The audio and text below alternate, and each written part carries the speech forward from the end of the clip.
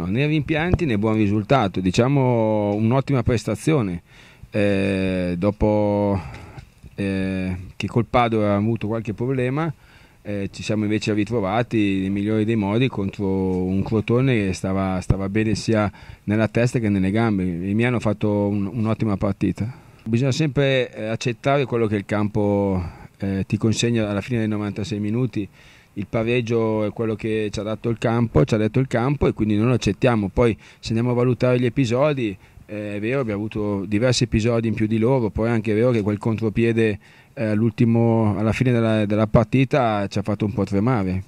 Però il calcio è proprio bello per questo motivo. Sta di fatto che quando le squadre, è già successo col Brescia, poi rimangono in 10 e si chiudono, diventa molto più difficile.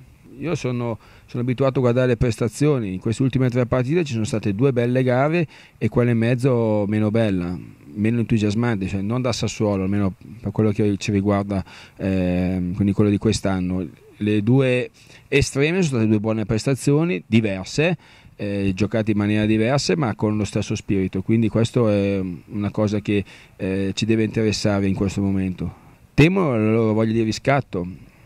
Poi per quello che riguarda la partita, io non ho ancora visto una partita facile, manco l'amichevole che abbiamo fatto mercoledì scorso, perché è normale, cioè tutte le partite sono difficili, hanno delle difficoltà. In Serie B le squadre si equivalgono, ci sono 4-5 squadre che hanno giocatori di categoria superiore e sono loro quelle che solitamente fanno la differenza. Tutte le altre squadre si equivalgono, quindi c'è un grande equilibrio e sicuramente lo spirito di squadra, che è quello che noi andiamo a cercare gara dopo gara, potrebbe fare la differenza. Non lo so se va sul mercato o meno, quello che mi devo preoccupare è il 18 di dicembre.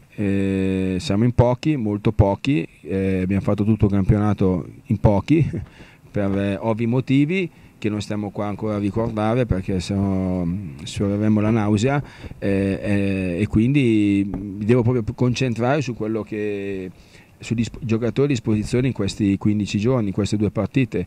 Sono 2 gare insidiose per diversi motivi, ma rimangono insidiose, quindi mi devo preoccupare di quelli che ho a disposizione oggi.